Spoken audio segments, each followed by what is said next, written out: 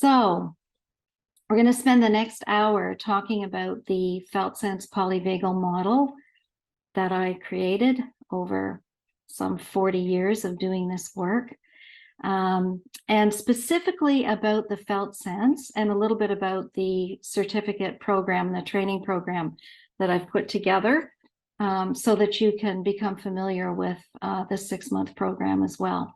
So there's lots of things we could talk about, but what I really wanted to kind of zero in on today is helping people to have a better understanding and real deep appreciation, a somatic appreciation of what Gene Gendlin meant when he coined the term felt sense.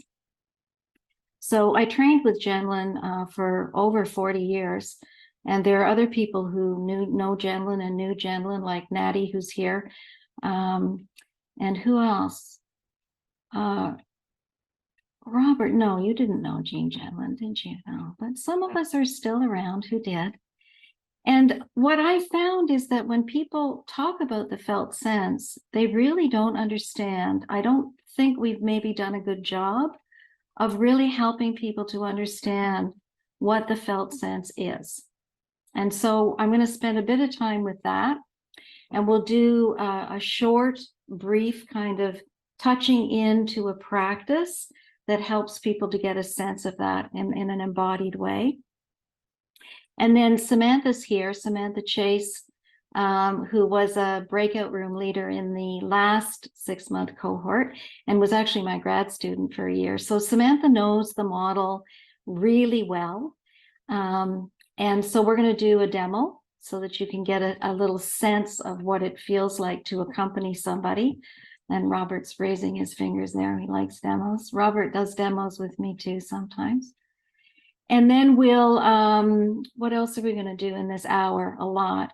I'm going to talk to you about how felt sense relates to polyvagal theory and the autonomic nervous system. And really, that's the heart of the model.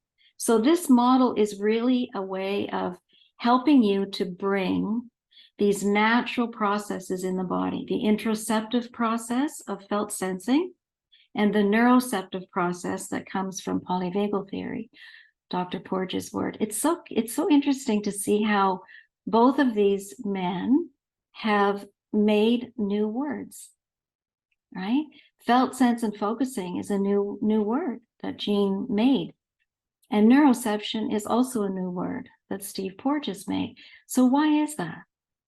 It's because we don't have language for the body, right? And so when we go into these new murky places like felt sensing, then we need to develop language to be able to articulate what is it that we're doing so that we can then develop a body of knowledge about somatics. So you can take this model and apply it to anything. We've had students like John Turley in the last cohort who is not a therapist at all. Mina, who's here today, is not a therapist. She's an educator. John really works with coaches who are running organizations. And basically the idea in the model is we want to empower people to be able to feel into their bodies and their body's natural process of seeking safety and connection and integration. So that happens everywhere in life, in your family, in your classroom, in your medical office, in your library, wherever we are co-regulating with each other as human beings. And more than ever, we need to find a way to help ourselves to connect into the body and the body's wisdom, because we are designed to thrive. We are not designed to beat each other up. When we feel safe enough, we show up with each other with compassion. A master class with Ukrainian therapists last week was just incredible. We used translation. We're looking at doing a training with them as well. But imagine living in a war zone and you're a trauma therapist. Okay, so Gendlin, Jerry, I've got a little 4-minute clip where you can actually watch Gene Gendlin. He's actually not still with us. He died, I think, maybe 4 years ago. But I wanted you to see the clip and what he's beginning, one of the points I wanted to really make with you about what felt sensing really is and what it's not.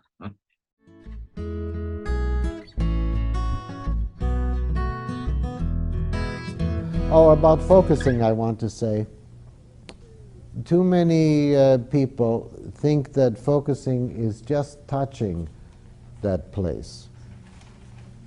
But just touching that place is only where it starts. First of all, you have to touch what is not clear. So when I'm angry and I go down there and I say, oh yeah, there you are, you're angry. I already knew I was angry, and now I'm angry. So is that focusing? No. Right? But I often hear people who really do focusing telling me that many of the focusing community aren't doing focusing. They're just doing feelings like you always did anyway. So focusing is touching where it's not clear. I now call it the murky zone. Murky means fuzzy, murky, unclear, dark, blue. If you don't touch, first of all, where it's not clear, you're not doing focusing. I mean, you don't have to do focusing. Maybe you want to do something else. I'm not saying only focusing. But if you want to do focusing, then first you have to recognize, oh yeah, that's right. There you have to go. So often when I sit down to do focusing, I do something and I find how I feel and I wonder why I'm this, and I look for my energy, and I'm not ready to start my day because this happened and that happened and that. And finally somebody says inside to me, says, well, you're not focusing yet. Oh yeah, I say, that's right, I remember focusing. And it's a joke because I'm Mr. Focusing, but that's always how it is. Then I have to say, no. Focusing is like you go there. I find my feelings. That's not hard. Focusing is this thing here, which is not all joyous. It's not all happy. It's not all okay. It's not all open. It's here. And then I say, well, no, wait, you haven't focused. And maybe then I go off again and it brings me back again and say, well, you still haven't focused. Flanagan has a book, Everyday Genius. In that book, he describes what I'm saying better than I've seen otherwise. He says he found after a long time that under his usual feelings, there was this unclear territory, and if he got through there, then he was beyond his conditioning. We all have the experience as children that we tried to speak from ourselves. We tried to say what we really think. We tried to do this kind of thing, but we were always humiliated. Somebody always showed us where that was stupid. Somebody made us feel like we shouldn't have said it. But if you go through that murky zone and under there you find the thing that wants to be said, and that to me is so important.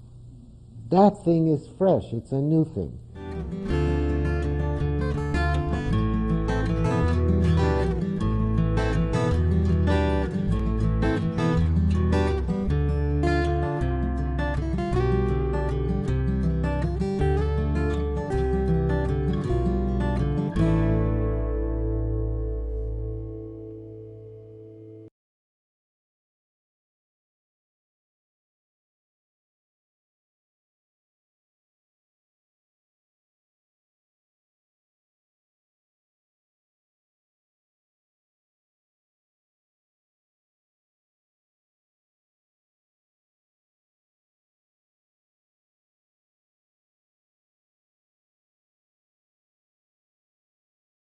So does this feel new for you guys? You know, this is really important to get. Howard's shaking his head.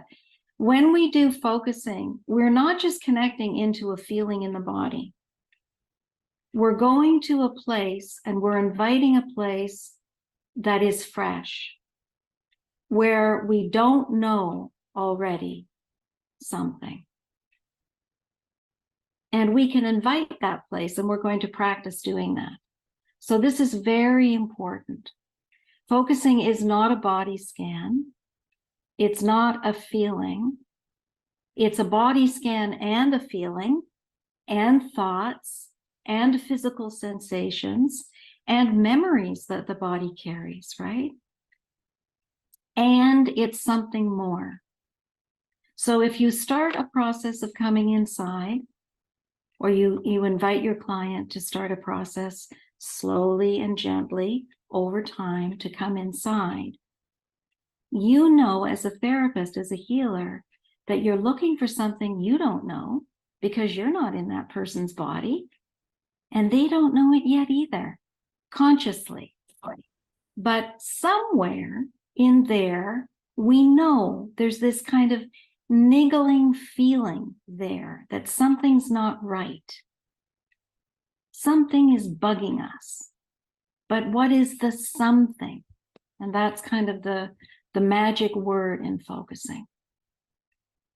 The next piece that's really important to get about focusing that people also, I don't think, really know, is that there is a felt shift in the body when we focus. Not always, but it is what Gendlin called the motor of change. This is the heart of focusing. This is what he and Carl Rogers found when they were studying clients and therapists who reported positive outcomes in the sessions, was that there were these long pauses where nobody was talking. So that really violated the talking therapy modalities, right? Because in these places where people were quiet, these were folks who knew how to go inside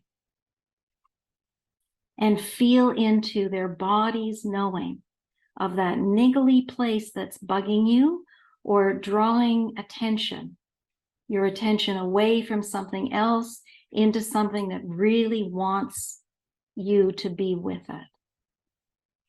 And that felt shift that occurs is what happens as a kind of release in the body. It opens the body into a physical expansion and release and relaxation. And that's our marker for change. That's our marker as focusing-oriented therapists. That's what we look for in terms of how effective our process is. Are people shifting into a place where they feel a release, which often comes, say, with tears, for example, or sometimes with laughter, right? It's like when you realize, oh, that's what was bugging me all that time. It was that fight I had with my boss that I dissociated. I numbed it out because it was too painful or scary. And we all do that. Everybody does that, right? Everybody dissociates to some extent. So that shift, that felt shift, is really the heart of focusing. So I'm going to just share a couple of quotes that really help us to get a sense of what Gendlin is saying here. Everybody see this? So one effect of the focusing process is to bring hidden bits of personal knowledge up to the level of conscious awareness. This isn't the most important effect. The body shift, the change in a felt sense, is the heart of the process. So here we have Gendlin saying this very clearly. This is the heart of the process. This is the motor of change, or what he and Rogers called moments of movement that they could see in their clients' bodies. They could see how the body shape changes as you stay with something that is really, it's uncomfortable and it's not yet known. So something that feels uncomfortable and it's not yet fully known or fully understood. And those are the places clients bring to us, right? And we bring to ourselves. So you feel better mainly because your body feels better, more free and more released. The whole body is alive in a less constricted way. You have localized a problem that had previously made your whole body feel bad. And immediately freeing feeling lets you know there is a body shift. It's the body having moved toward a solution.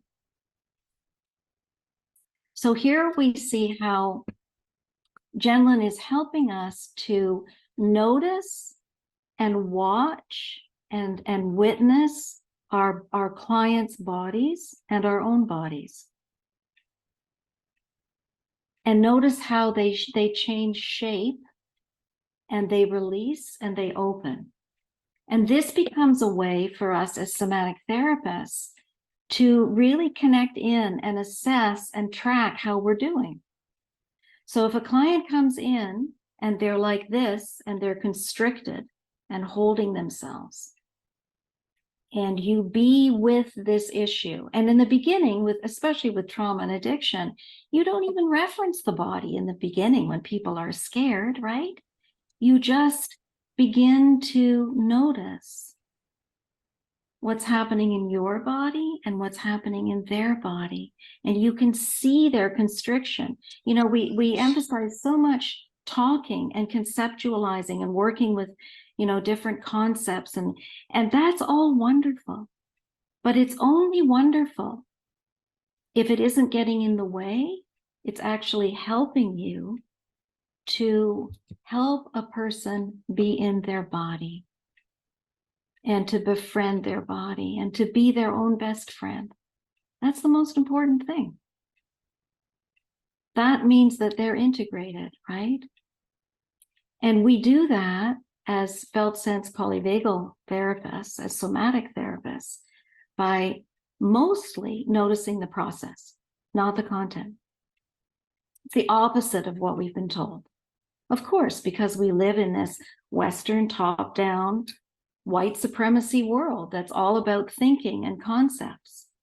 But in somatic therapy, in polyvagal therapy, in felt sensing, the most important thing is what's happening in the body.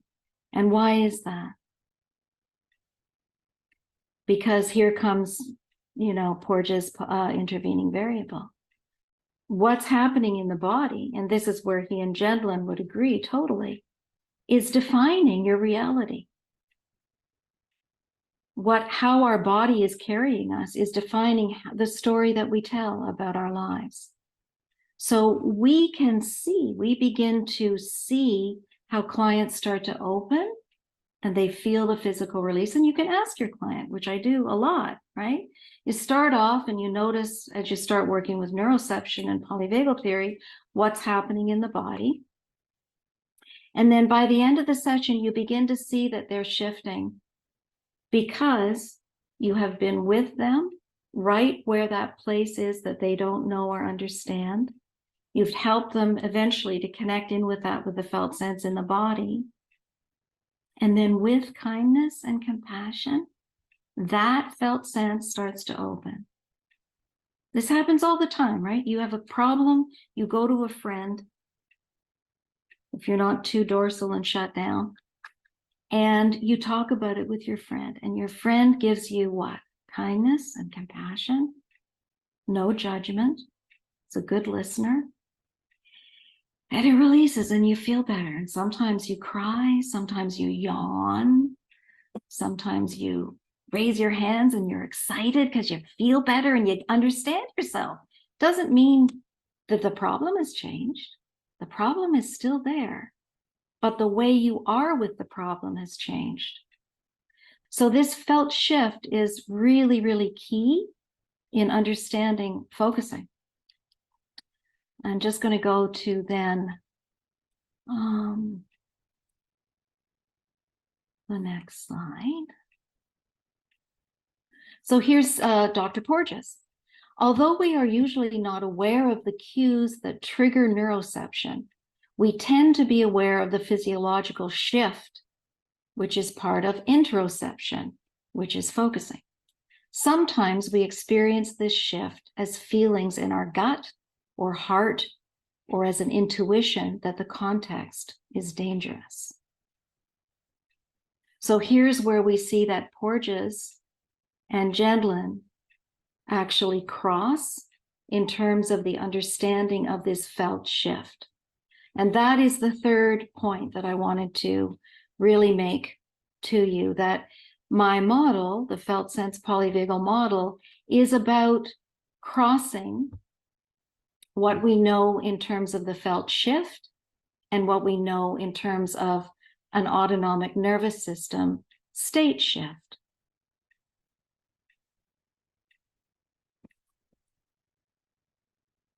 And we can see some examples of this. Before we go there, well, maybe I'll show you the examples and then we'll do a short practice. Here's an example of a student in the CERT course who is working with body cards. This is how we often do process recordings of the focusing partnership sessions that people do in the course. And those process recordings are submitted to me. People do, if you do 15 of those over the 6 months, you get a certificate from the Focusing Institute. And here you can see how this person is progressing in their partnership, in their focusing, and in trying to understand what's happening for them inside their bodies. And every time you do a focusing process recording, they're submitted to me.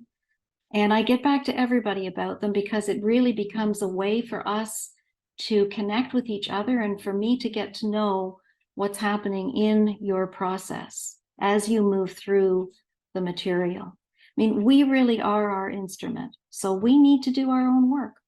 And in this course, that's what we do. And then we bring it into the work that we do with clients or with customers or with students. So in this particular one, it's interesting to see how this person in their focusing process didn't have a felt shift. There was a shift in the body, but I call this a kind of addictive shift because this person was really struggling with food addiction. And they start off over here in a dorsal shutdown state in the nervous system.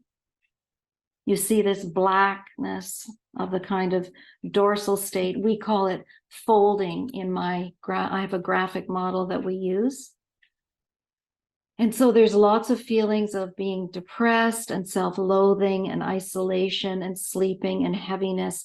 This is the shape of the body in dorsal that we would see when we're working with people, folding in, closing in.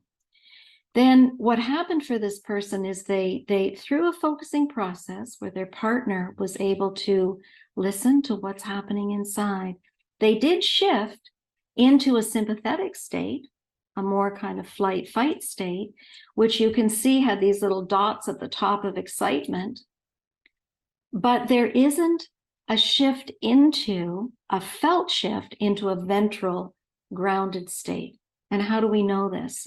Because if you look at even look at the image, there's still a lot of dorsal in there with the sympathetic surging in a real craving for eating. And the language, isolated, alone, and binging, and a kind of temporary feeling of happiness.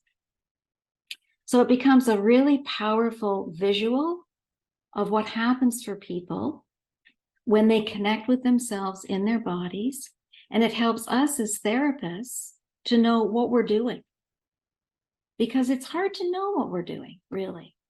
And once we get familiarity with neuroception, so this shifting in states, and interoception with the felt sense, we can really start to track the efficacy of what we're doing, and we can teach it to clients. And here's an example of a student from last time who had a very profound felt shift in her processing over a 2-week period of focusing. And you can see how she's moving from, on the left-hand side, this kind of fixate freeze state of a real addictive kind of processing with a history in her family, a strong history of addiction. And all of this is coming from focusing and going into a place where she's working with dad and mom and lots of alcohol that was happening in the family, and her having to really take care of her siblings. And over the week, she describes having a lot of active sympathetic energy in the body. And then in the next week, in her focusing, she goes back into this kind of more dorsal and sympathetic kind of shifting back and forth.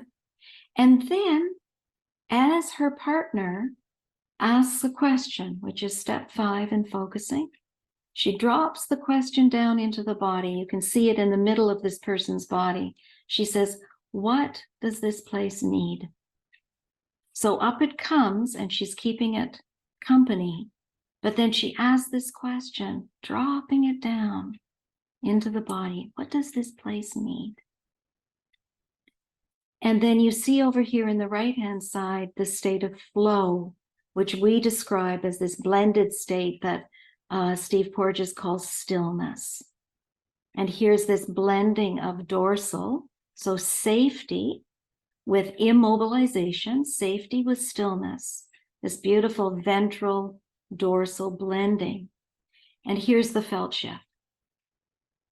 So this is what Jandlin is describing, that we look for, that is a natural process in the body that brings us to this state if we give these uncomfortable places what they need. And in polyvagal language, we would call this a shift into good ventral grounding energy. So bodies know what feels right if we give them what they need.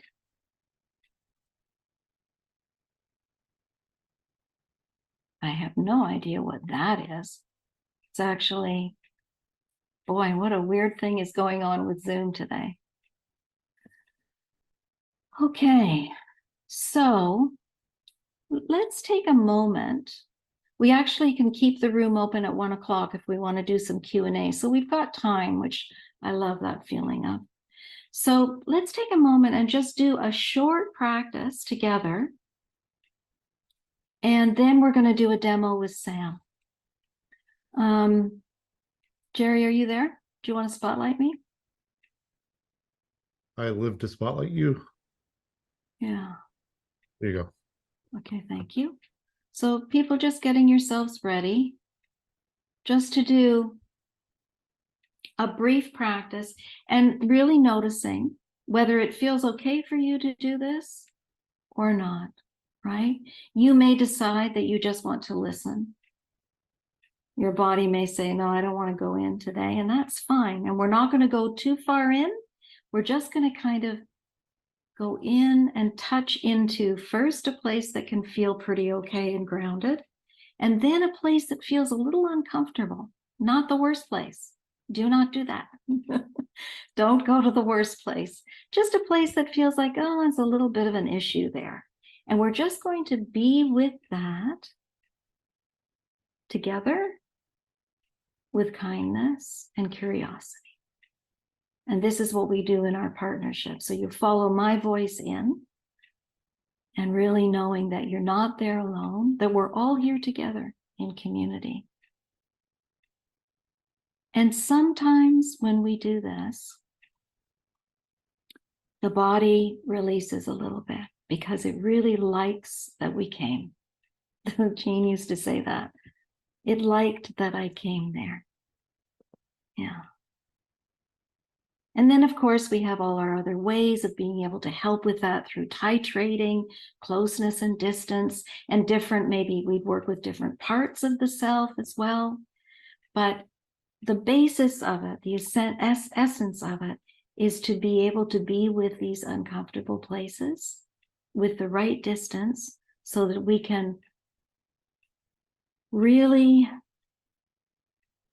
befriend who we are. Yeah. Okay. So we start by just noticing what's in the room and maybe taking a breath.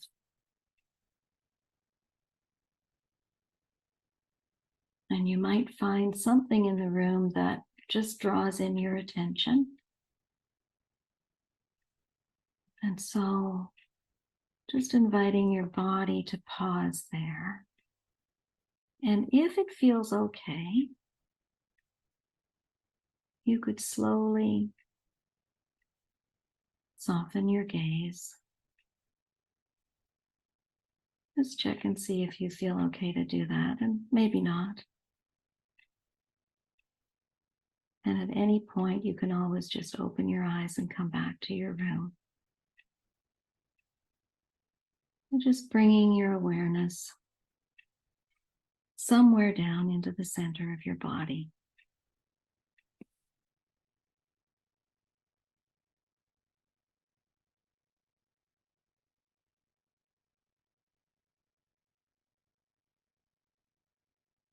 And then see if you can find a place there, somewhere in your body, that feels okay.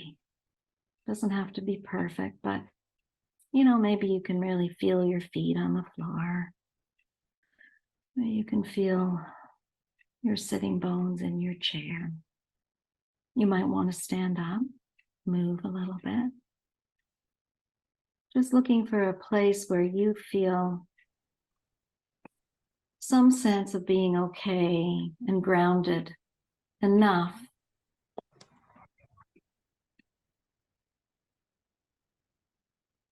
to go a little bit further.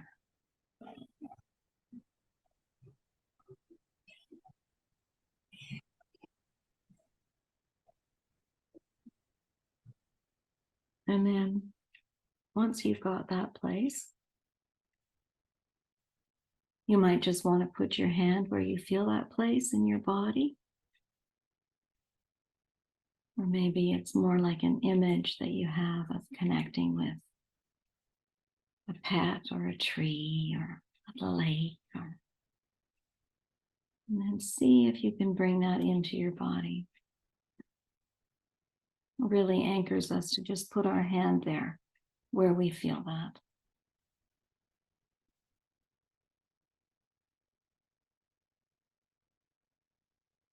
And then we're just going to take a moment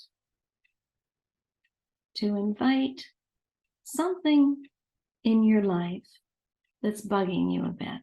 Not the worst thing. We're just going to dip in a little bit. You might just want to name it. Oh yeah, there's that issue with da-da-da-da.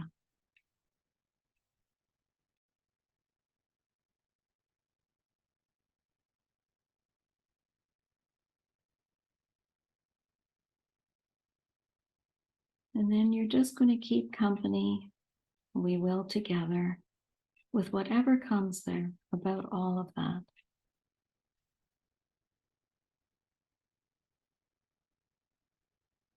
And the more kindness you can give this place, the more it just begins to open so that you can be with yourself the way that you would be perhaps with a client or somebody that you really care about in your life.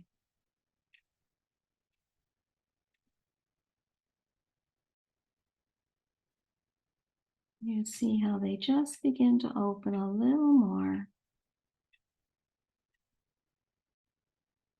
And maybe something starts to come that you didn't know you really felt about all of this.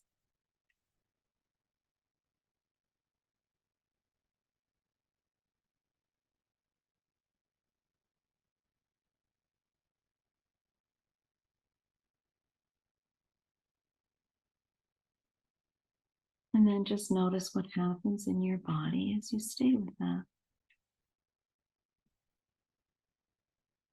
Something that feels new and maybe a little uncomfortable. And is it okay to stay there with that?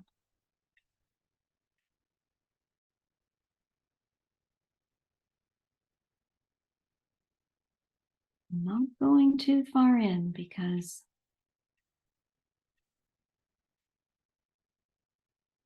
I'm going to come back together soon, but just dipping. Bodies can dip in and they can dip out. We can learn how to do that with ourselves. And you're touching into a place that you don't already know about all this stuff. So you say hello.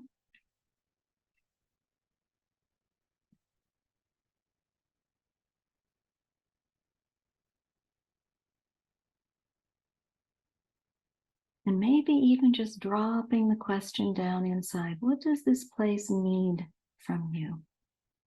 What would it like? What would help it?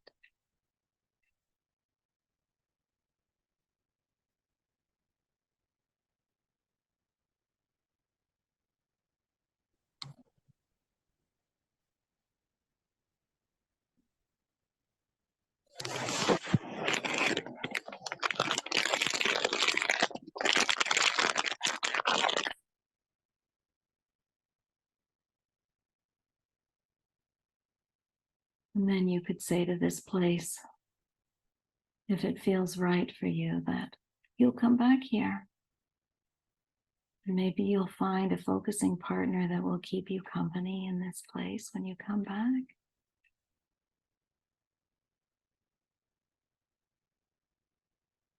And you can learn together the steps of focusing, how to be curious and ask into this place what it needs. And imagine in the body what it would feel like if you could give this place what it needs.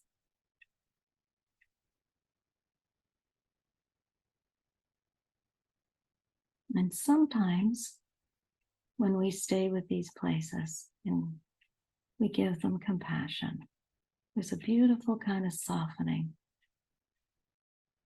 Oh, like a breath of fresh air that comes. Feels good to really welcome something that's wanted your attention, but it was hard to go there. Feels good. Even though it feels uncomfortable, it feels good. It's like coming home to you.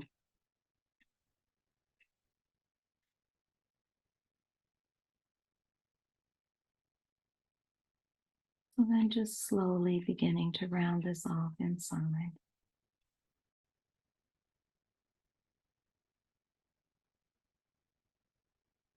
And as you do that, just notice what's happening in your body. What does it feel like in your chest, in your arms, your legs?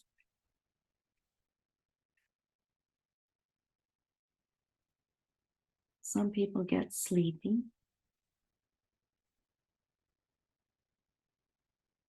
Some people need to stretch. Maddie's stretching out there, her arms and her neck. Yeah. And then those of you who know polyvagal theory and autonomic states, you can just ask yourself, well, where was I when I started? Was I kind of constricted in that sympathetic tight place? Or was I kind of heavy in the dorsal place? Was I feeling pretty grounded and ventral, and maybe some mixture of those places?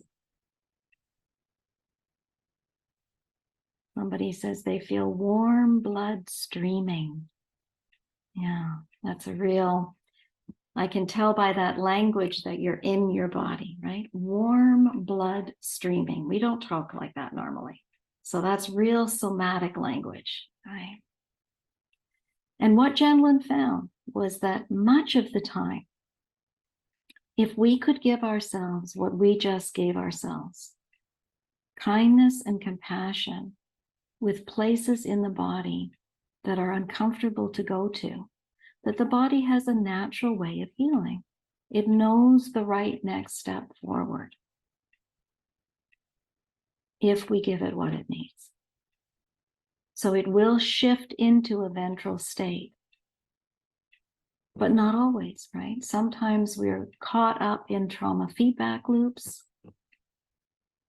and that's where some of our expertise comes in as therapists.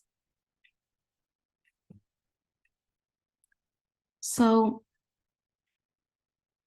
it's okay, we've got 15 minutes. Sam and I are going to dip down in from where we just were, and then we can briefly introduce the breakout room leaders and stay for Q&A if we want to. Hi, Sam. Hi, Jen. So, where would you like to go with that?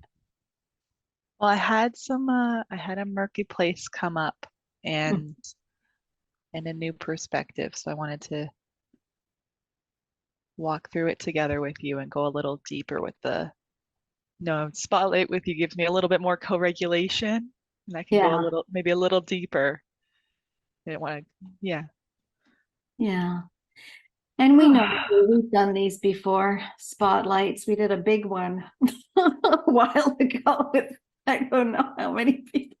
But Chandler was always so good about this. He'd say, oh, there's just you and me here. The lights go down, and there's just you and me. Yeah. I can already feel much more solid. Hmm. I can feel my sit bones more solidified. It's the best word I can have for it, of just starting to feel more solid. So you lost some of that. Yeah, it's been ebbing and flowing throughout Hmm. the webinar today. Okay, kind of a sympathetic ventral kind of. Mhm. Yeah. Okay. Every once in a while, a little dorsal, and I find myself, I get that distance and then come back. Yeah. Okay. Yeah. Okay, so just letting yourself drop down inside. Yeah, not always, but I can feel the murky tension in my shoulders. Murky tension in your shoulders. Mhm. And that's familiar. Mhm. You know this place in your body. Yeah, it's usually, and not always, but it's usually around perfectionism and am I doing the right thing? That kind of place. Yeah, I know And that. naming it like that already, I felt that release a little. So it kind of likes it when you name it. Mm-hmm. A little bit of a shift there.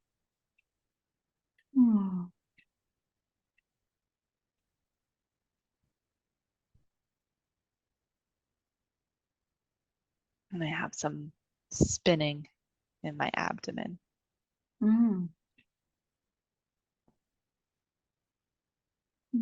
Spinning. Yeah, your abdomen. It's like it's anticipation anxiety and seeing my family this weekend and holiday season and the pressure of all of that. It sits and it spins right here.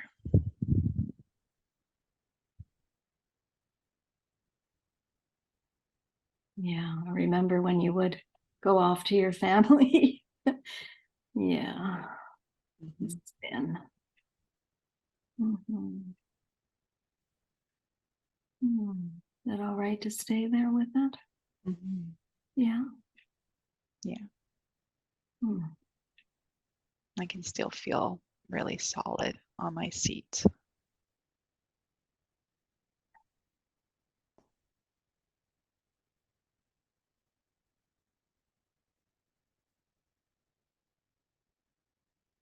When we sat with this place a little earlier, you had a question of what's something I don't know? I'm going to drop that in here. Okay, yeah. What don't you know about this swirling place in your abdomen?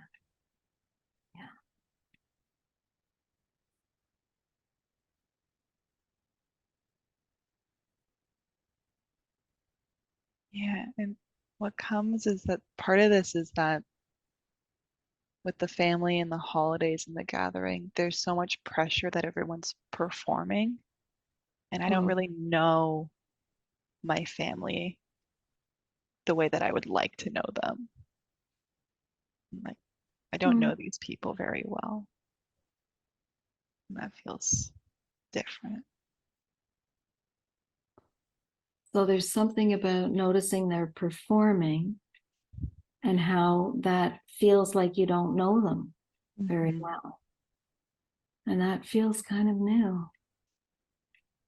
And it brings a sense of curiosity that settles everything.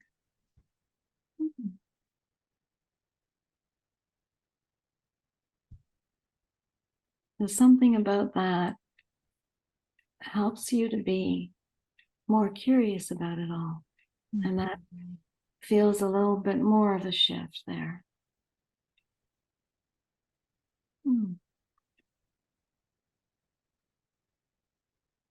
Yeah, I feel very light up in my upper chest now, and the spinning has, it's not there. So that really, something about that, being able to be curious about this thing of performing around the holidays. Mm-hmm. It just feels lighter.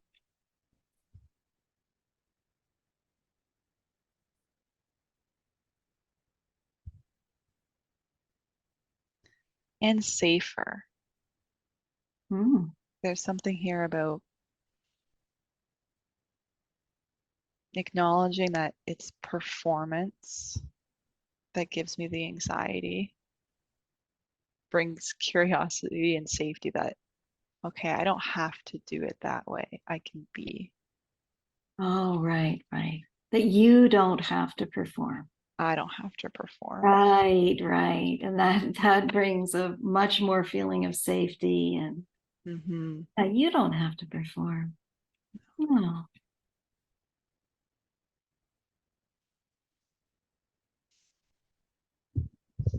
I can really feel my back, which for me is like a sense of feeling like strong and in myself. Mm-hmm. Yeah, sitting up and feeling your back, the strength in your back, and finding you, finding self. Yeah. Yeah.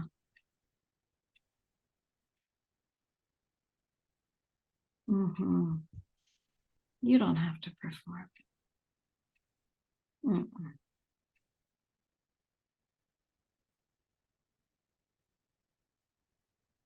I wonder if you have a handle for this place. Step 3 in focusing. A word or maybe an image or a gesture in your body that really helps you stay with this kind of safety of not performing.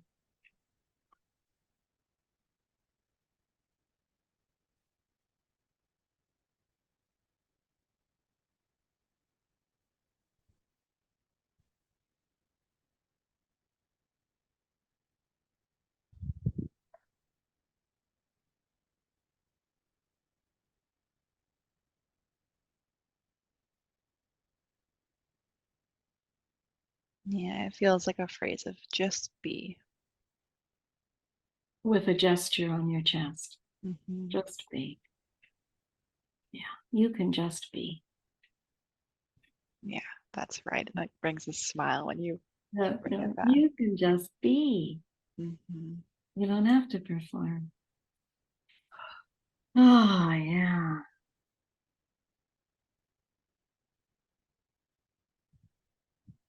Mm-hmm.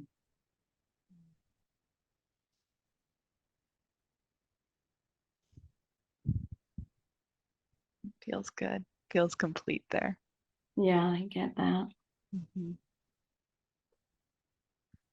Yeah, you don't have to get caught up in what other folks are doing to survive. You can stay more ventral and just be. Yeah, I don't have to get caught up in the spinning. I Yeah, can just be. yeah, that was the spinning. Yeah. Yeah, and it's so interesting how like not being authentic, not being able to just be feels so dysregulated, right? So Mhm. spinning.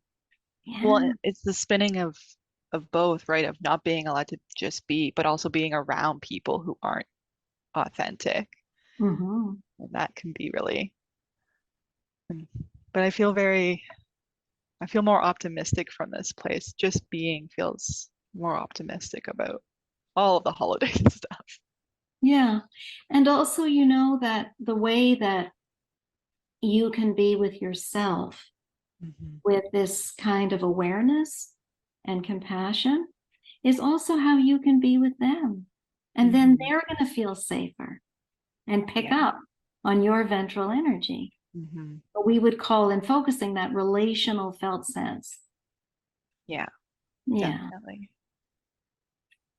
beautiful. Thanks, Jen. Oh, my pleasure. All right. Go back to the group. Okay, how's our time? So maybe we'll just wrap with, I'm just going to call on the 5 people that are breakout room leaders. I am as well. And in the course, we have 3 months that, or 4 that we rotate with different leaders. And then people focus up with different partners as well. So, Natty, can you put your thumb up and just say one sentence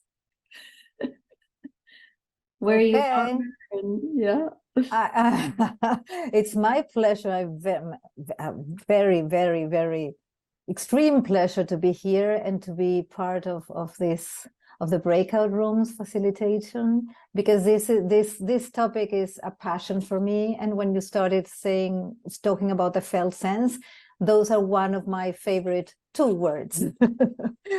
So I'm a certifying coordinator and a focusing oriented therapist here in Buenos Aires, Argentina.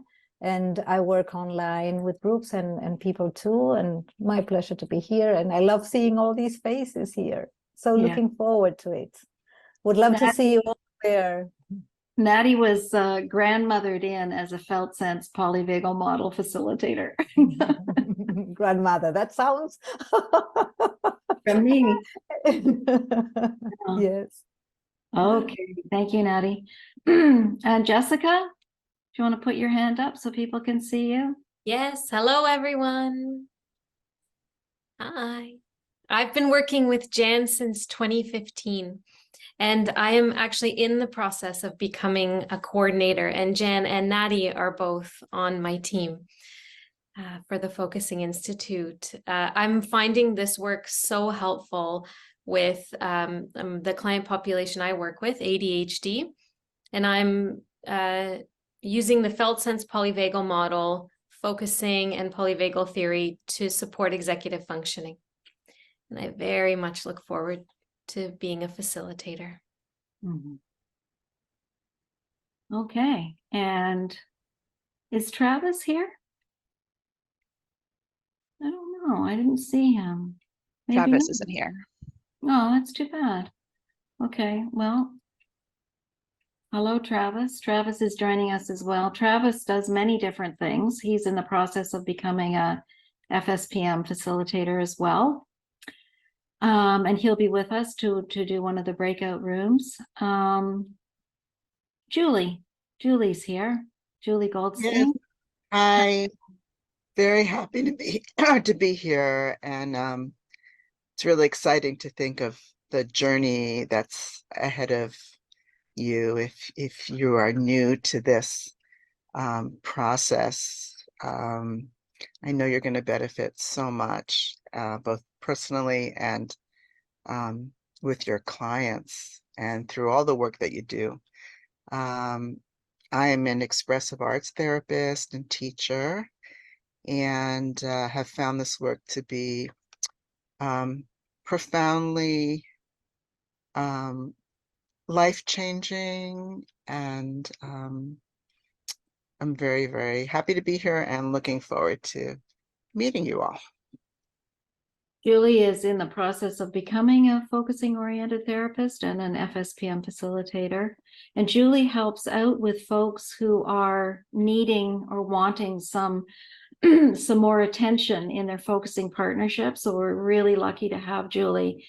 It's a very important to us and to me and in the Polyvagal Institute that people feel really held in this work and safe and respected. I mean, after all, that's what we're all about. And so the focusing partnerships are really powerful because people start doing continue to do their own work.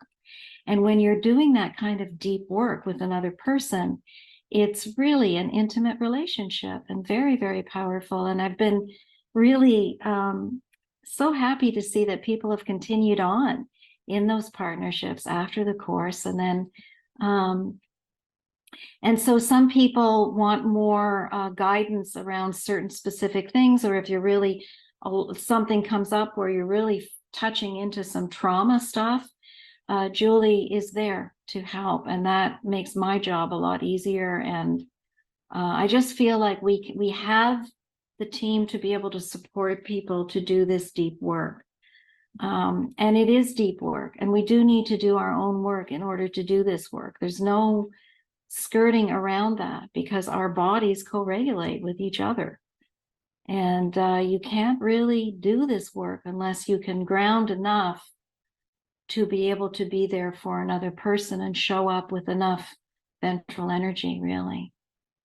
Mina, where are you? There you are, Mina. Oh, you're muted. There we go. Yep. Good morning, good afternoon, good evening to everybody. I'm absolutely delighted to be part of this group. And I have to say that taking the Felt Sense Polyvagal Model and then the FOT training has really brought a lot of hope in my work, which is with students and families and teachers.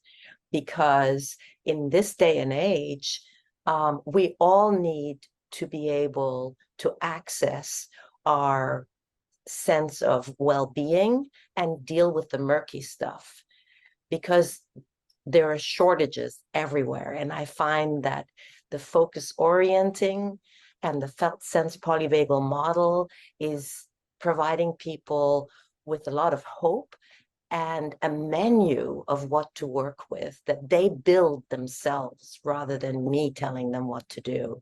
And you don't have to be a therapist. You can just use this to connect with them. So it's absolutely fantastic. And I look forward to meeting a whole bunch of you. Thank you. Thank you, Mina. Okay. I think it's a wrap. But as I said, if you have questions, I'll hang out here for a while and Jerry will keep the room open for a little bit. Oh, Matthew raised his hand, but I know we did say 1 o'clock, and that's important too, that we stick with the boundaries that we have. So please feel free to leave, and you can always listen. Well, will we do? Yeah, we can keep recording, Jerry. I'll keep recording. And Jan, I just wanted to mention that if you want to just talk about your courses on the polyvagalinstitute.org as well, for 2024, you have a couple coming up. Yeah, I do. I have the certificate course that's starting January, I think it's 24th. Yep. And there's also a short recording, self-paced recording available. But the certificate course is the one that we've just been talking about, where you have focusing partnerships. And then the course that comes, I put together a kind of training program so that you can follow through. The course that comes next is the practice lab. And that's where it's a smaller group of people. And we use the embodied assessment and treatment tool that I created. I wrote about it in a paper that Steve Porges and I wrote about addiction, that's in the American Association of Body Psychotherapy's journal. We do get into some of the basically it follows my book. So we get into trauma therapy and addiction therapy and understanding addiction through a polyvagal lens, which is really more like a neuroplasticity model, like Mark Lewis's model. So we look at that. And interpersonal neurobiology, Dan Siegel's work, we do work with attachment, which of course brings up lots of stuff as well. And so in the practice lab, in the smaller group, people take turns bringing a client case, and we do a kind of supervision around that with the group, which is incredibly rich every time, because it's really an embodied process. So it's an experiential, embodied assessment tool that I created because I couldn't find any. I mean, really, we're so geared towards pathologizing and using the DSM and talking about disorders, and I don't do any of that. When you really understand how bodies work, then the way that you understand trauma and dissociation and addiction is not from a pathologizing perspective. That's what I believe. It's you also have way... Sorry? You also have another course starting in April, Polyvagal Informed Focusing Teacher Training, which I do. Yeah. So thank you, Jerry. So in the certification course, people do these 15 focusing partnerships, and you get a Focusing Proficiency Award from the Focusing Institute. This is Gendlin's Institute. And then if you want to go on and become a focusing trainer, so that means you can teach focusing.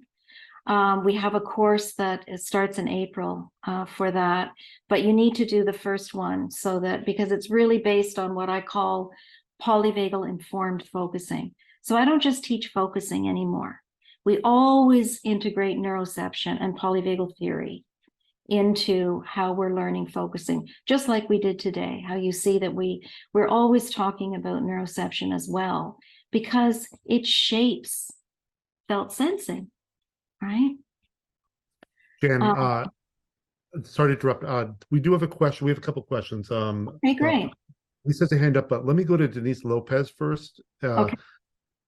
Denise says, hi, and thank you for your webinar on PVI. I'd like to ask if you are familiar how this may differ for DNRS with any, I don't see the rest of it. Oh, you can open your mic up if you want. And also, Woods, if you don't mind taking over, I have to jump over to another Zoom. Yep. No problem. Hey, Jerry. Thank you. Okay. I'm going to skip that because I don't know the end of the question, and I don't know what DNRS is unless I'm here if you can hear me. I can hear you. Yep. Hi. Hi. Dynamic neural retraining system is with the limbic brain. And it's Annie. I didn't want to write the last name I don't know if I'm allowed to share that, so I didn't write her last name. Did you ever hear of dynamic neural retraining with the limbic? And it is based on Dr. Porges. It sounds good. Yeah, but the way she does it and how you're explaining some things, I did jump in a little, like 10 minutes late. I was on another webinar. So I was just wanting to, you talked about focus is when I jumped in. So I think I missed maybe the first, probably by identifying, maybe was the first one. Identifying what you want to focus on and then focus. You said there were 3 things. I don't know if I'm losing you. I think you probably missed the first part that was important to maybe go back and listen to the recording. Okay. And then I'm happy to answer if you want to email me after and have a question. I'm not familiar with that process you're describing. Focusing is quite different than that. In Gendlin, Gendlin actually did a couple of studies of the nervous system, but he didn't talk about the autonomic nervous system, or he was actually a philosopher as well as a psychologist. So his training was very much about somatics, but not through the lens of the nervous system. But I'm happy to, if you want to ask me questions afterwards, I'm happy to respond to you. Thank you. Okay, you're welcome. Sounds interesting. Okay, there's Elise Tannenbaum? Hi, can you hear me? Yeah, I can hear you. So this is a pretty intense question. I have post-traumatic epilepsy, do not know my window of tolerance and what activates the stress response. Practices designed to induce parasympathetic without a sufficient sense of safety has also activated the stress response. So modalities like neurofeedback, vagus nerve toning, somatic experiencing all exceeded my window of tolerance. So my big question is, how can I safely build up capacity being in a fight or flight state that never got expressed and the trauma is still happening? Yeah. It's a slippery slope. And I remember learning focusing in the 90s, way back when I was studying functional medicine or naturopathy. Wow. Yeah. So I wonder if, you know, some of that, it feels to me like has to do with the relationship you have with the person that's helping you. Because without that beginning presence of feeling safe enough, you can't go, we don't wade in there. So we would be starting very carefully. And as I said at the beginning of the practice that we did, you know, the very tender starting of just noticing what's around you and beginning to feel comfortable with the person that's accompanying you, and not to go further until you feel that you have that together. And that's it's a kind of intimacy that develops. And if that doesn't develop, I don't go poking around inside that scary stuff with people. That's really the essence of it in the beginning. So I think your question really speaks to the power of co-regulating and of presence. Yeah. And finding the right fit, you know, it's very important to be able to do that. Really. And it's like, I'll only know that it's unsafe if the stress response gets triggered. I mean, consciously is one story, unconscious is a whole completely other story. Yeah. It's really about listening to the body. So you can't know what my window of tolerance is if I don't. It's like we can't know what even dipping the toe in or titration would be too much.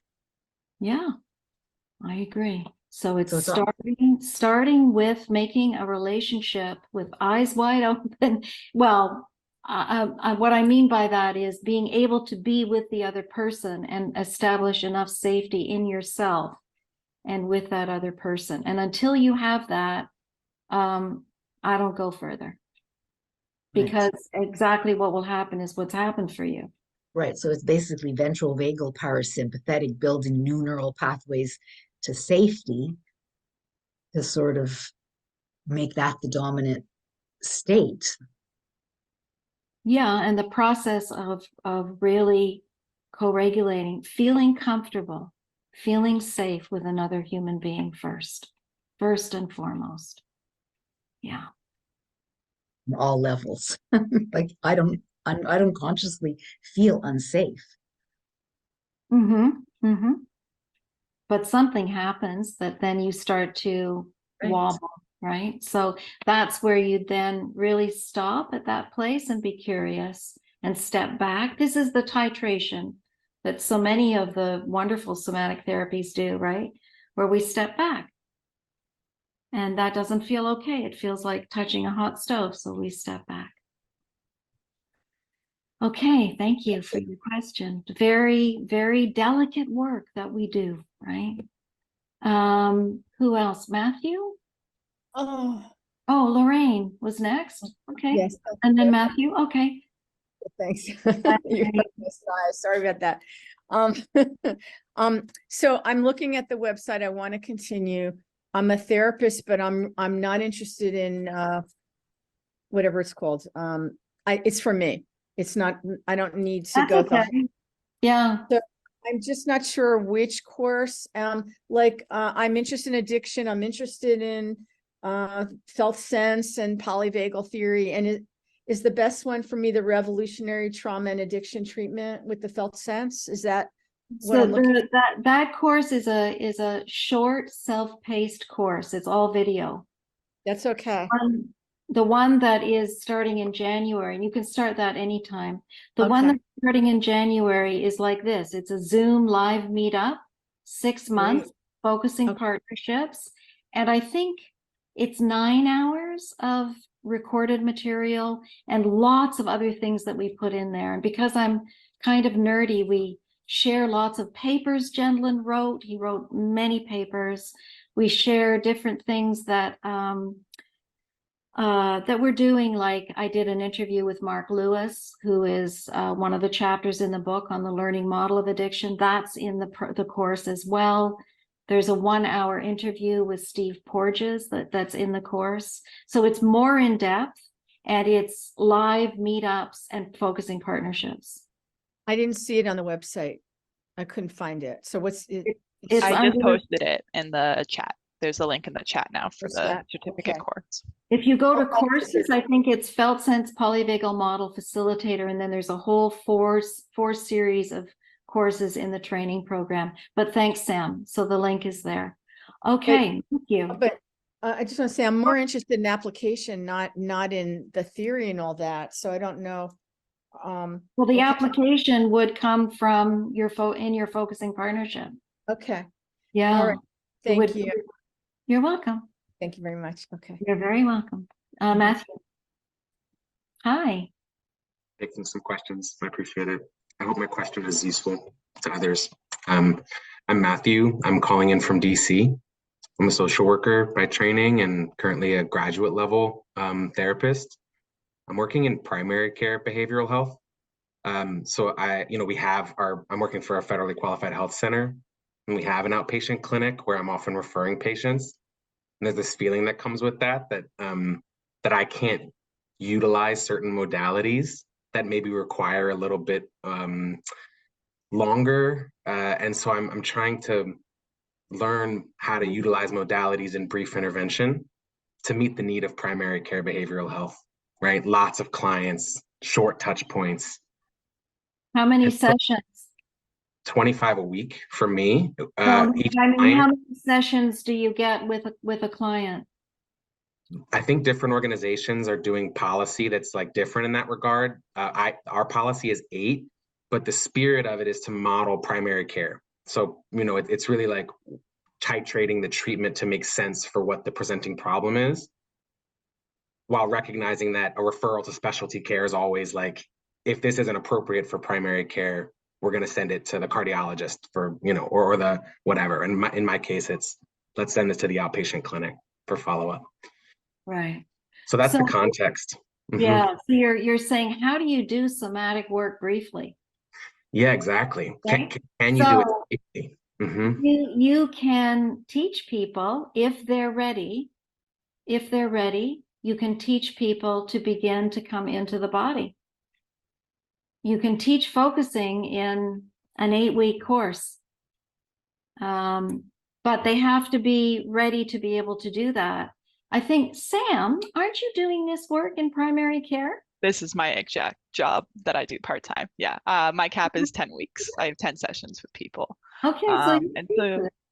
So basically what I focus on is if people are ready, I'll introduce Jenlin's work. I show the website. I show Jan's work. Jan has all these YouTube videos that if that's the financial gap, people can start to interact with some of their own self stuff, right? And then we do little practices in our sessions together about really focusing on how to get felt senses of places that are safe, of places where you feel competent, places that you feel okay. Grounding backwards is a great skill. So I really focus on those pieces of starting to introduce language in the body, starting to introduce integrated places. If they're not ready for body stuff, then I do really focus. I use those 8 sessions to do just grounding, mindfulness, right? And then they can take those, and the psychoeducation piece of body work is important. You can find these places it works well, so that when they're ready, they can come back to it. And that way you build a foundation that when they go to the next place of specialized care, they now have this language they didn't have before. So you do small piece that feels safe enough for where they're at. Yeah, that's brilliant. Even teaching clearing space, which is the first step in focusing, it's like a meditation practice, is a huge gift to people. It's like a mindfulness practice. And if they're not able to do that, then you start with basic, really profound listening, and really helping people to learn what they need in their bodies to be able to heal, which is to really be heard. And it's so precious, and it doesn't happen a lot, but that's a place to start. And then the Focusing Institute has a lot of free resources. It has changes groups where some people teach focusing. So you're not leaving them completely hanging. There is a community. And we're trying to build more of community here too on the Polyvagal Institute to get, once people are focusing and able to have partnerships, to be able to find each other on the PVI app that we have. We have a big group. It's like, I don't know, it's like Woods, I think it's almost 1,500 people on the Felt Sense Polyvagal Trauma and Addiction group. And every month I do live free meetups called the Embodied Dialogues, and they're free. And we're getting amazingly wonderful people coming.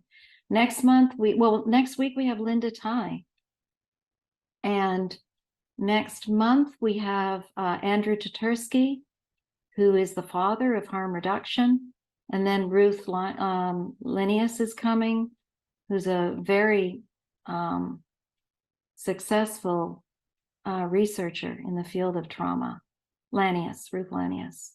So there's lots of available opportunities there. Many of the graphics I didn't show you, but I really work a lot with graphics of the autonomic nervous system and felt sense, and the way that we work with addiction. They're all downloadable on my website for free if you sign up to the newsletter. So I'm trying to really make these things accessible as much as possible. All of the courses have scholarships as well. We've got lots of people that come on scholarships. And lots of the people in the courses are already somatic people. But I think there's still a kind of wanting to understand the functionality of it in a way, and how to assess what we do, which I think is really important as a professional, that we need to be able to explain why we're doing what we're doing and why we think it works.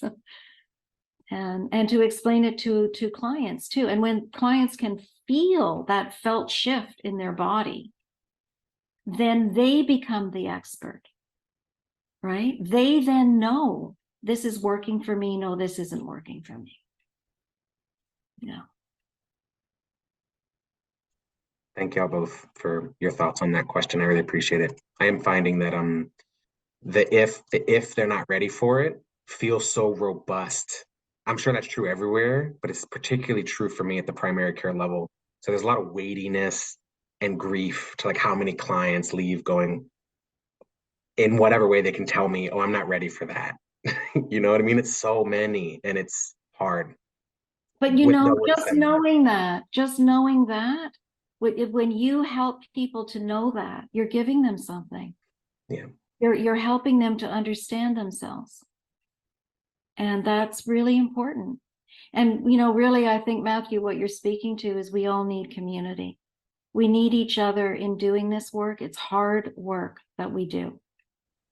And it's often not really acknowledged, the level of skill and what it costs us, right? It's wonderful work. And we don't burn out as long as we keep doing good work, but we get tired. It's tiring. It's exhausting work. And it's also can be really fun, and we have fun. That's really important too. And we get to know each other, and it's my most favorite course I've ever taught, because the people are just they're amazing. We're really going deep, digging deep into stuff and asking hard questions, you know, and then really taking risks of sharing the work that people are doing. And like in the assessment tool that we do, the therapist felt sense is part of that assessment. So you're being with your client, and you're also in that embodied assessment, checking in with how your body is carrying this relationship. So it's like countertransference with a turbo engine. But it's very helpful because then we have a way of being able to articulate what's going on more deeply, more somatically, and then also get the help and support that we need as therapists. We work a lot in groups. Robert Ragucci, who's here now, I don't think Elizabeth's here, Robert, but Robert has just finished the Felt Sense Polyvagal Model facilitator training, and Robert and Elizabeth are going to start up doing the addiction groups again. I used to run them, but I stopped because I'm writing now a workbook for my book. And so the groups will be based on the workbook. It won't be out yet, but it'll be out next year. But Robert and Elizabeth will be starting those groups in the spring. So there's a lot of opportunity to get on board with us and to become part of, really bring it into the way that you work. And there's there's so many different trainings going on now. It's wonderful. The great thing about polyvagal work and Felt Sense is that you can bring it into all those other trainings, and it just makes it even deeper. Internal family systems, we had Dick Schwartz come, and like bringing those parts into this embodied presence just makes those parts so much deeper and richer. So, yes. Anybody else? Mina? Yeah, I also wanted to mention that this work cuts through all the isms. It's a great equalizer and connector to what it is to be a human being, and that we all get affected by the stressors in life that we have to face every day. So I really appreciate that. Yeah, and I really appreciate that about Steve Porges as just being a very real human being, as was Gendlin, as were the early feminist therapists. Very authentic, real people. I think we're getting better at that in the trauma world, those of us that are teaching, just being real. At the same time, it's our job to also hold a contained space, right, for people. So we need a lot of support. We need community desperately, really, especially in this world. Teresa, did you have your hand up? Yes, I wonder if I could ask a question that might have a yes/no answer. Sure.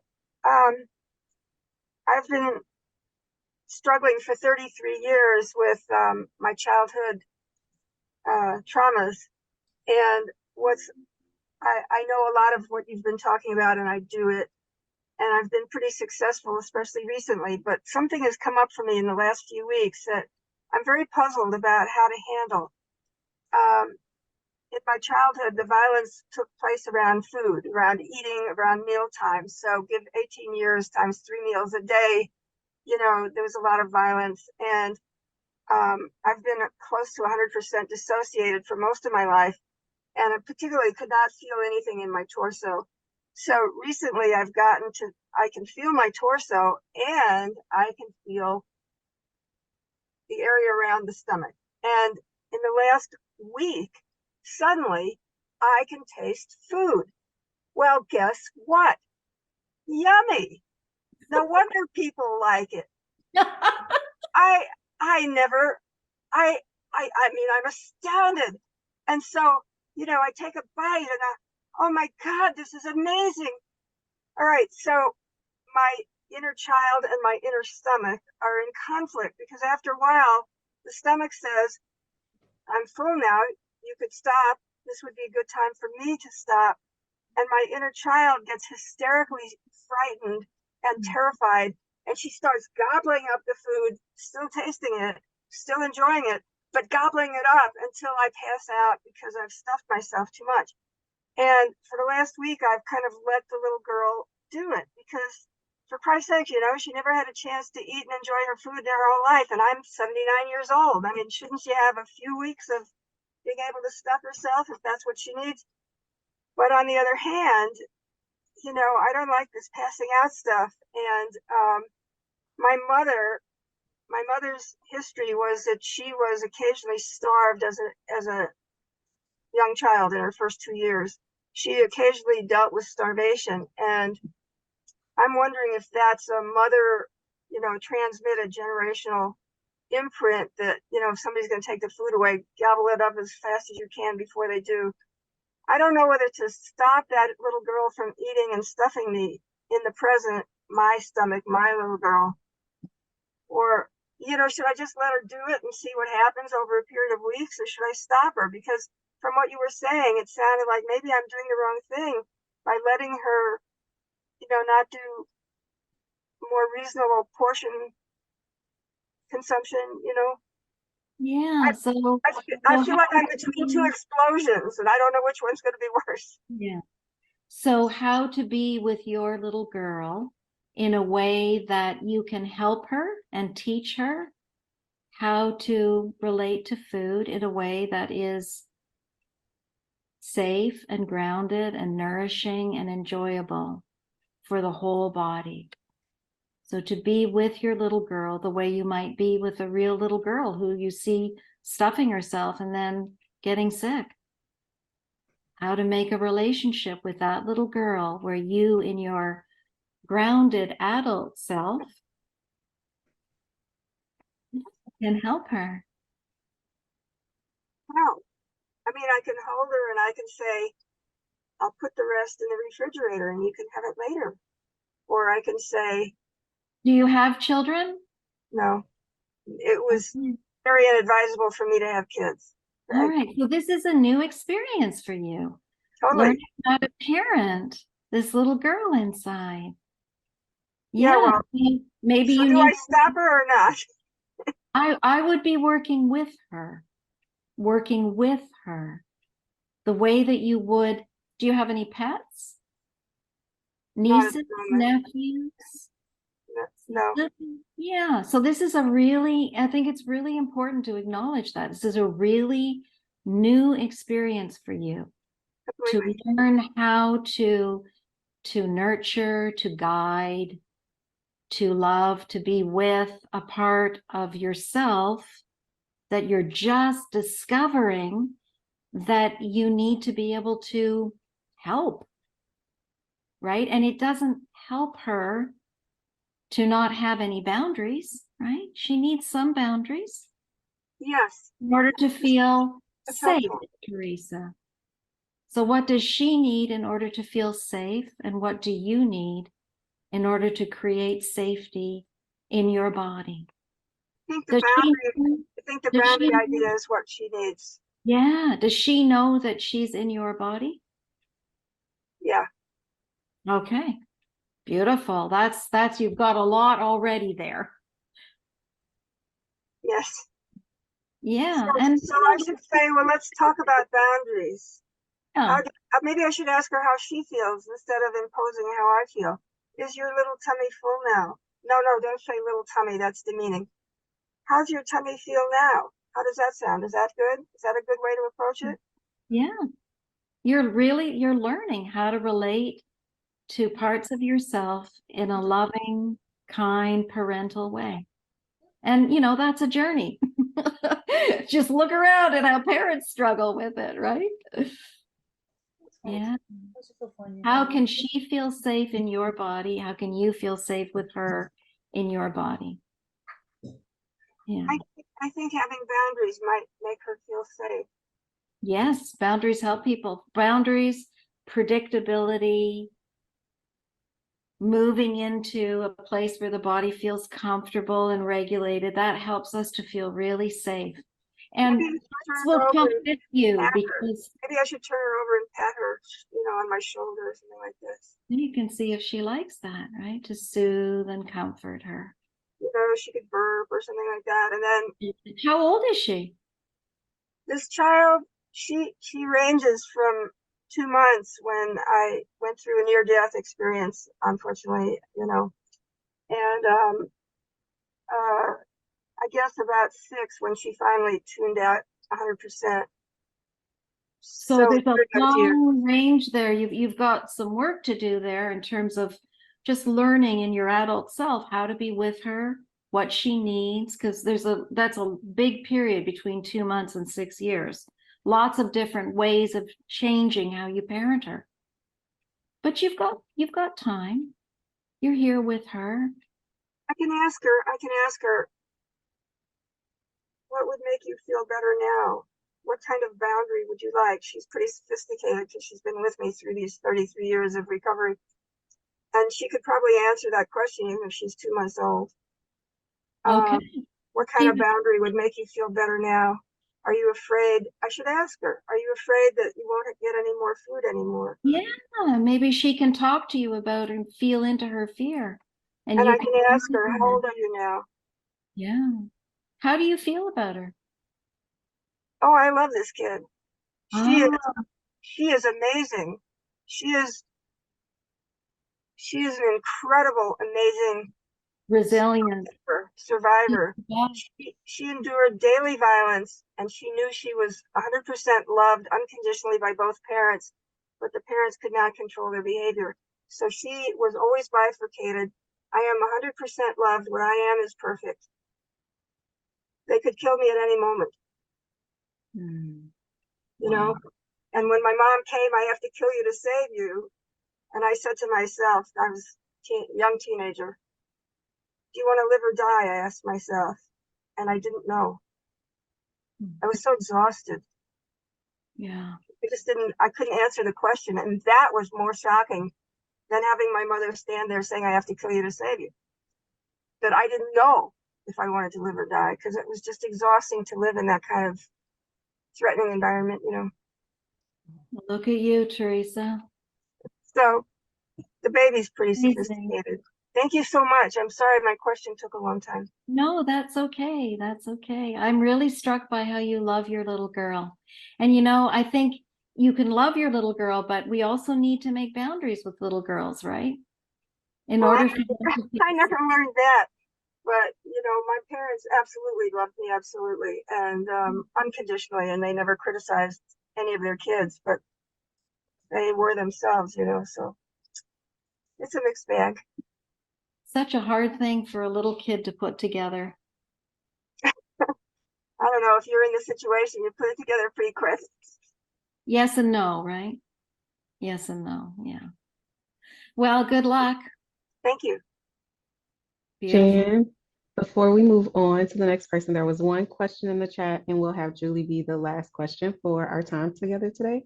Yeah. The question in the chat may have been from, I'm not sure how to pronounce the name, Cherry or Sherry, but she said, I have a theory question from the 6Fs client version model. Can I email you? Yes, you can. janwinhall@gmail.com. Yeah. Thank for you. sure. All right. Julie. That's the graphic model that you can download on my website. Oh, Julie. Hi, Yes. Julie. Hi. So I have sort of an unusual situation, and I'm hoping you can help me kind of figure out how to deal with it. So I've only, so basically when I was born, I was born with very hyperactive tonsils. And so I would, anytime apparently from the time that I was an infant, and I've only recently discovered from my sister that it actually went on for years until my tonsils were taken out when I was 8. But I would have fever seizures on a regular basis, but just because of my tonsils kind of freaking out. And so as an adult, I know that I have what I've referred to as canary breathing. So I basically wait to inhale. So I basically breathe like 6 times a minute, but in between the inhales, it's a very long pause. And I mean, I also have, I'm also on the autism spectrum. So I dealt with all kinds of, issues in terms of growing up as an Aspie. But the main thing I'm trying to kind of figure out is how do I deal with basically a medical situation where my body possibly doesn't realize I don't have the tonsils anymore and it's waiting for them to go off again? Well, it's not really my area of expertise, but my sense is that you would do so well working with a really body-based therapy like cranial sacral or something that also really can directly work with regulating breath, maybe yoga polyvagal informed yoga, like Ariel Schwartz work. She's quite amazing, Ariel. She really is. She's a lovely person. But anybody else have ideas about?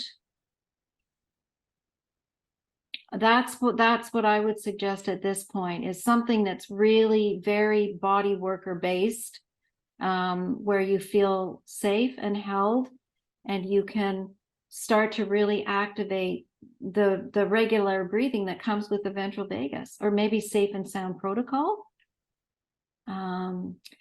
But that's where I would start. I don't know if you've done anything like that before. I've sort of explored. I mean, I'm also a pediatric occupational therapist, Oh, so well, sensory is my world. The students that I work with are basically at the I'm in a special program where students that can't really deal with regular special ed come see us. Yeah. So communication, behavior, sensory is what Yeah, we it's deal your with thing. all day. Like, do you know Tracy Stackhouse work? Don't think so. So she's also wonderful. She teaches a PVI course like I do. I think, yeah, she's in the foundations course as well. Tracy Stackhouse, and she's a pediatric OT. But she also would be a person maybe to reach out to in terms of what she might recommend as well, because that in infants or pediatric is her area. But yeah, there's some ideas. Okay, thank you. You're welcome. Okay, well, thank you, everybody. That was fun. It's a lot longer than 1 hour, which is fine. It's great. I love answering the questions. And if anybody else has a question, just email me. You can check out the embodied dialogues as well on the PVI app. Next week is Linda Ty, who's extraordinary. And Linda, Julie, does a lot of work with sensory stuff. So that would be worth coming to as well. I think it's a week today, actually, from 3 to 4 ET. Yeah, there's so many wonderful trainings out there now. It's just fantastic. It's changed so much from 40 years ago. Okay, thank you, everybody. Thank you so much for coming. Thanks, Sam, for doing a demo with me as always, and Woods for sticking around longer, and the breakout room leaders, and hopefully we'll see some of you in January. Thanks, everyone. Thanks, Jan. Have a great one. Take care, everybody. Nice to meet you, Woods. You too. Okay, bye.